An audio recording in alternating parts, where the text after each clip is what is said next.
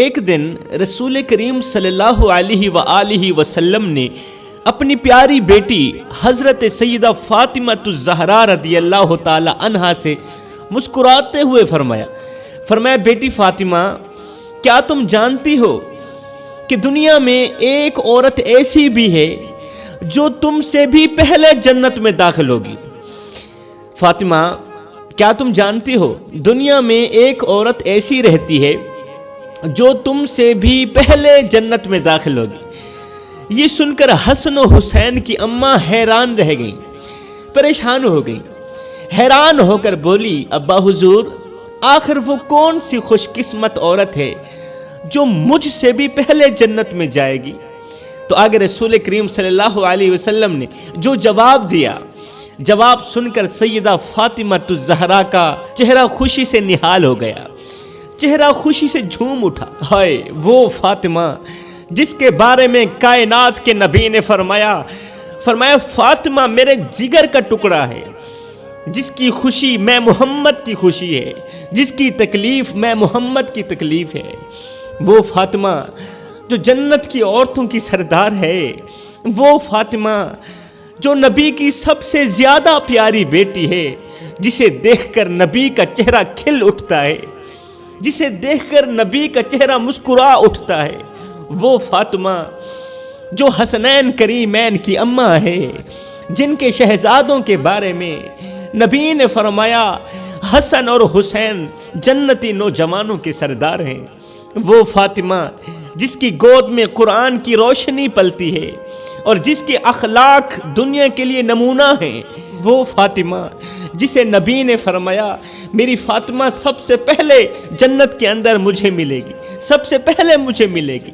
وہ فاطمہ جس کے پردے کی عظمت کے قصے، جس کے پردے کی عظمت کے قصے آج بھی کائنات کی تمام عورتوں کے لیے سبق ہیں، اور جس کی شرم و حیا قیامت تک ہر عورت کے لیے مثال بن کر رہے گی۔ وہ فاطمہ جس کی دعاؤں سے زمین ہلتی تھی اور جس کی نمازوں میں آسمان جھک جاتا تھا۔ وہ فاطمہ جس کے ہاتھوں پر مہندی نہیں بلکہ دین کے لیے قربانی کے نشانات تھے۔ وہ فاطمہ جس نے اپنی زندگی میں دنیا کی کوئی خواہش نہ کی، کوئی آرزو نہ کی، جب ایک سجدہ کرتی تھی پوری رات ایک ہی سجدے کے اندر گزار دیتی تھی۔ جب صبح کا وقت ہوتا تھا تو رو کر کہتی، اللہ تیری راتیں اتنی چھوٹی ہیں کہ تیری بندی کا ذوق بندگی بھی پورا نہیں ہو سکتا، تیری بندی کا ابھی سجدہ مکمل نہیں ہوتا کہ تیری رات ختم ہو جاتی ہے۔ وہ فاطمہ جو ہر بیٹی، ہر ماں اور ہر عورت کے لیے کردار کی بلند مثال ہے، اتنا بڑا مقام و مرتبہ رکھنے والی سیدہ فاطمہ الزہرا نے رسول کریم صلی اللہ علیہ وآلہ وسلم سے پوچھا، یا رسول اللہ، آخر وہ کون سی عورت ہے؟ اتنی بڑی عورت ہوگی کوئی، کون سی عورت ہے؟ بتائیں تو صحیح، اس کے اندر کون سی خوبیاں پائی جاتی ہیں جو مجھ سے بھی پہلے جنت میں داخل ہوگی؟ رسول کریم صلی اللہ علیہ وسلم نے فرمایا، بتا کر فاطمہ کو اور زیادہ حیران کر دیا۔ رسول کریم نے مسکراتے ہوئے فرمایا فاطمہ، وہ کوئی امیر گھرانے کی عورت نہیں ہے، وہ کوئی مالدار نہیں ہے، وہ کوئی امیر کبیر نہیں ہے، بلکہ وہ ایک معمولی سی خادمہ ہے، اور وہ خادمہ تم سے پہلے جنت میں داخل ہوگی۔ بس ایک بار یہ واقعہ دل کے کانوں سے سن لیں، یہ واقعہ آپ لوگوں کو بہت زیادہ سکون دے گا، بے سکون دل کو قرار ملنے لگے گا، بے چین دل کو سکون ملنے لگے گا۔ اتنا بڑا مقام و مرتبہ رکھنے والی حضرت سیدہ فاطمہ الزہرا نے رسول کریم صلی اللہ علیہ وسلم سے پوچھا، یا رسول اللہ، آخر وہ کون سی عورت ہے؟ آخر وہ کون سی عورت ہے جو مجھ سے بھی پہلے جنت میں داخل ہوگی؟ فرمایا وہ کوئی مالدار عورت نہیں ہے، وہ کوئی بڑے سٹیٹس کی عورت بھی نہیں ہے، فرمایا وہ ایک معمولی سی خادمہ ہے، معمولی سی نوکرانی ہے۔ یہ سن کر سیدہ فاطمہ الزہرا کے چہرے پر پریشانی کے آثار نمودار ہوئے، شاید اس لیے کہ ایک خادمہ ہو کر مجھ سے پہلے جنت میں داخل ہوگی۔ سیدہ فاطمہ الزہرا کا دل بھر آیا کہ ایک خادمہ فاطمہ سے پہلے جنت میں داخل ہوگی، دل بھر آیا۔ عرض کیا یا رسول اللہ کیا وہ محمد کی بیٹی سے زیادہ افضل ہے؟ آئے ہے سیدہ فاطمہ الزہرا نے جب سنا کہ ایک خادمہ مجھ سے پہلے جنت میں داخل ہوگی تو آگے سیدہ فاطمہ الزہرا نے عرض کی یا رسول اللہ ایک بات تو بتائیں کیا وہ محمد کی بیٹی سے بھی زیادہ افضل ہے؟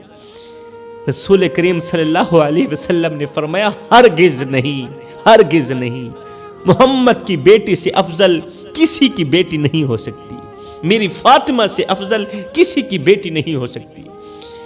فرمایا اس عورت کے اندر 3 خوبیاں ایسی ہیں جن خوبیوں کی وجہ سے وہ آپ سے بھی پہلے جنت میں داخل ہوگی۔ سیدہ نے عرض کی یا رسول اللہ کیا وہ خوبیاں میرے اندر نہیں ہیں؟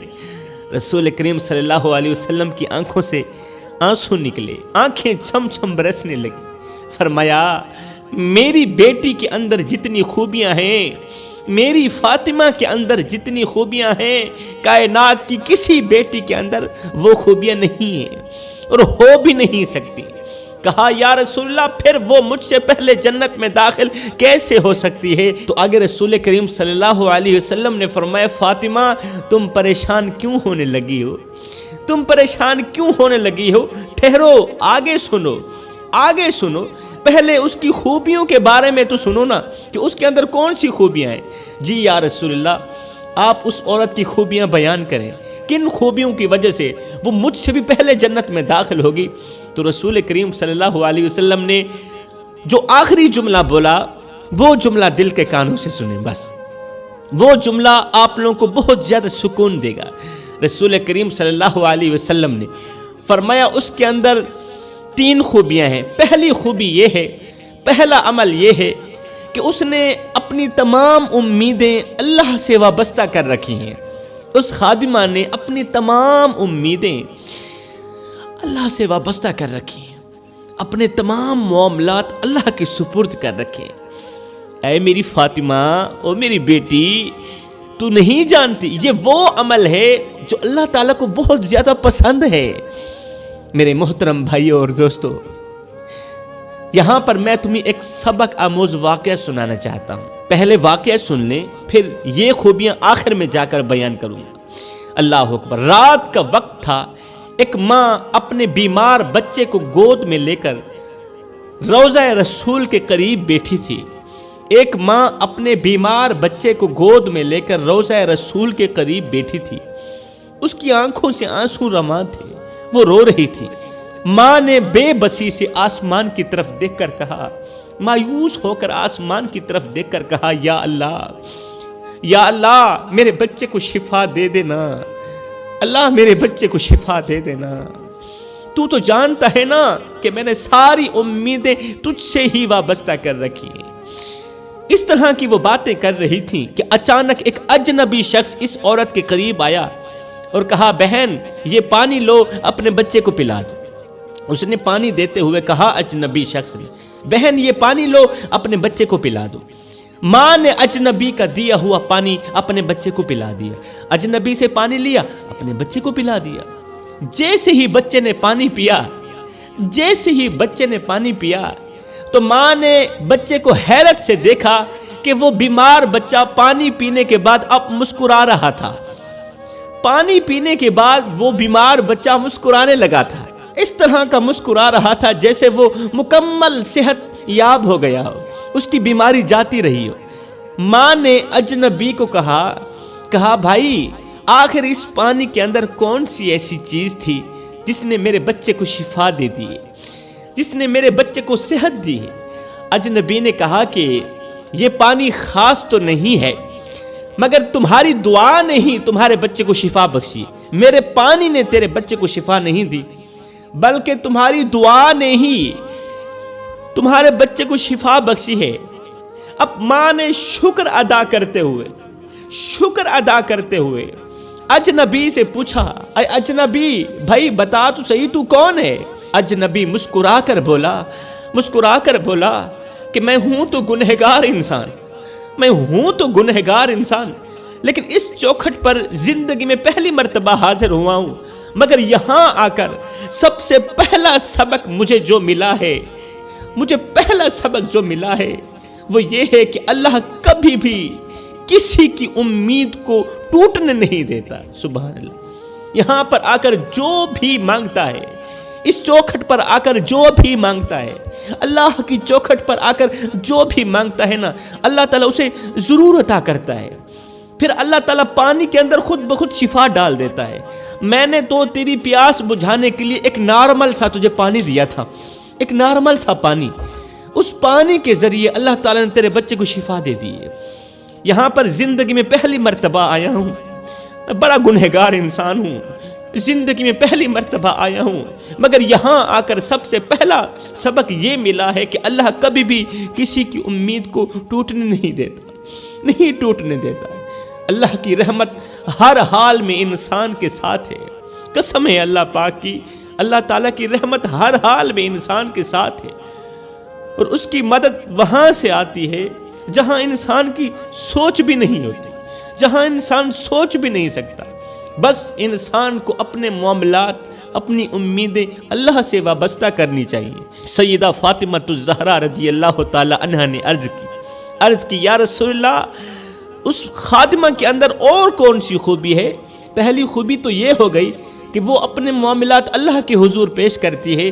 اس کی دوسری خوبی کون سی ہے؟ فرمایا لوگ اسے برا بھلا کہتے ہیں مگر وہ کسی کو دکھ نہیں دیتی، کسی کو بد دعا نہیں دیتی، کسی کو بد دعا نہیں دیتی۔ وہ اپنا یہ دکھڑا بھی اللہ کے حضور پیش کر دیتی ہے، کہتی ہے اللہ تو جان تیرے بندے جانے، لیکن تو مجھے جس حال میں رکھے میں اسی حال میں راضی ہوں۔ جے سونا میرے دکھ وچ راضی تے میں سکھ نو چلے ڈھاواں۔ یہاں پر میں تمہیں ایک اور چھوٹا سا واقعہ سناؤں گا، ایک چھوٹا سا واقعہ یاد آ گیا۔ یہ واقعہ بھی آپ لوگوں کی زندگی بدلنے کا ذریعہ بنے گا۔ جوانوں، ہوا کچھ یوں، رات کا گہرا سناٹا تھا اور ایک بستی کے درمیان اچانک چیخ کی آواز سنائی دی، چیخ و پکار کی آواز سنائی دی۔ لوگ اپنے گھروں سے باہر نکلے، دیکھیں تو صحیح آخر کون چیخ رہا ہے۔ گھروں سے باہر نکلے، دیکھا کہ گاؤں کی ایک مسجد کے اندر سے آواز نکل رہی ہے۔ گاؤں والے حیرت میں مبتلا ہو کر مسجد کی طرف دوڑنے لگے، حیران رہ گئے کہ رات کا دوسرا پہر ہے، رات کی تاریکی ہے اور مسجد کے اندر سے اچانک رونے کی آواز کیوں آنے لگی۔ گاؤں والے حیرت میں مبتلا ہو کر مسجد کی طرف دوڑنے لگے، مگر جیسے ہی قریب پہنچے، جیسے ہی مسجد کے قریب پہنچے تو ان کے قدم خود بخود رک گئے۔ سب لوگوں کے قدم رک گئے۔ انہوں نے دیکھا کہ مسجد کے دروازے پر ایک بوڑھا شخص بیٹھا رو رہا ہے، چیخ رہا ہے، اور اس بوڑھے کے ہاتھ میں ایک خون آلودہ چاقو بھی ہے۔ بوڑھا رو رہا ہے، اس کے ہاتھ میں ایک چاقو ہے اور خون لگا ہوا ہے چاقو کے اوپر۔ بستی کے لوگ ڈر اور تجسس میں ہی تھے، ڈر میں ہی تھے، خوف میں ہی تھے کہ بوڑھے نے اچانک یہ کہنا شروع کر دیا، لوگو تم مجھے نہیں جانتے، میں وہی گنہگار ہوں جس نے 20 سال پہلے اپنے ہی گاؤں کے امام کو قتل کیا تھا۔ میں وہی گنہگار ہوں جس نے 20 سال پہلے اپنے ہی گاؤں کے امام کو قتل کیا تھا۔ وہ امام اسی مسجد کے اندر اذانیں دیتا تھا، نماز پڑھاتا تھا۔ میں نے اسی چاقو کے ساتھ اسے قتل کیا تھا۔ یہ سن کر لوگ حیران رہ گئے۔ حیران کن بات تھی کہ 20 سال پہلے اس نے قتل کیا تھا، آج آ کر وہ اقرار کر رہا ہے اور اس نے وہ چاقو بھی اٹھایا ہوا ہے۔ یہ سن کر لوگ حیران رہ گئے، کیونکہ وہ امام نہایت ہی نیک اور گاؤں کے سب سے معزز شخص تھے۔ اب بوڑھے نے روتے ہوئے کہا، لوگو مجھے لگا تھا کہ دنیا مجھے معاف کر دے گی، مگر آج تک میرا ضمیر مجھے چین سے نہیں سونے دیتا، میں چین سے نہیں سویا۔ جب سے اپنے امام کو قتل کیا ہے میں چین سے نہیں سویا۔ اللہ اکبر، میرا ضمیر مجھے چین سے نہیں سونے دیتا۔ میں نے سوچا تھا کہ میں اس واقعے کو بھول جاؤں گا، اس قتل کو بھول جاؤں گا، اس گناہ کو بھول جاؤں گا، مگر عرصہ گزر گیا۔ میں نے بھلانے کی بہت زیادہ کوشش کی، اس منظر کو بھلانے کی بہت زیادہ کوشش کی، لیکن مجھے وہ لمحہ نہیں بھولا جب میں ایک امام صاحب کی جان لے رہا تھا۔ 20 سال کا عرصہ گزر گیا۔ آج میں اللہ سے معافی مانگنے اور سب لوگوں کے سامنے اپنے گناہوں کا اعتراف کرنے آیا ہوں۔ دعا کرو اللہ مجھے معاف کر دے، اور یہ کہنے آیا ہوں کہ میرے پاس جتنی بھی پراپرٹی ہے، میرے پاس جتنی بھی دولت ہے، وہ سب امام صاحب کے بچوں میں ہی بانٹ دو، وہ سب امام کے بچوں میں بانٹ دو، بس اللہ مجھے معاف کر دے، میں گناہ کا اعتراف کرنے آیا ہوں۔ لوگ سن بھی رہے تھے اور رو بھی رہے تھے۔ مسجد میں موجود ہر شخص کی آنکھوں میں آنسو تھے۔ ہر کوئی ایک ہی بات سوچ رہا تھا کہ انسان دنیا سے تو اپنے گناہ چھپا سکتا ہے، مگر اپنے ضمیر اور اللہ سے اپنے گناہ نہیں چھپا سکتا، اپنے ضمیر سے بھی نہیں چھپا سکتا اور اللہ سے بھی نہیں چھپا سکتا۔ سچی توبہ اور گناہوں کا اعتراف اللہ کی نظر میں سب سے بڑی نیکی ہے۔ اللہ کے سامنے گناہ کا اعتراف کرنا، اللہ میں نے گناہ کیا ہے اور مجھے معاف کر دے، یہ سب سے بڑی نیکی ہے۔ زندگی کی سب سے بڑی حقیقت یہ ہے کہ موت سے پہلے اپنے گناہوں کا حساب کر لو، ورنہ وقت ختم ہونے پر صرف پچھتاوا رہ جائے گا۔ یاد رہے اللہ تعالیٰ حقوق اللہ تو معاف کر سکتا ہے، مگر حقوق العباد معاف نہیں کرے گا۔ حقوق العباد کا مسئلہ بڑا ہی نازک مسئلہ ہے، لیکن گناہوں کے بعد جو انسان اللہ کی چوکھٹ پر جھک جاتا ہے وہی دنیا و آخرت میں سرخرو ہو جاتا ہے۔ رسول کریم صلی اللہ علیہ وسلم نے فرمایا اس خادمہ کے اندر تیسری خوبی یہ ہے کہ وہ سوکھی روٹی کھا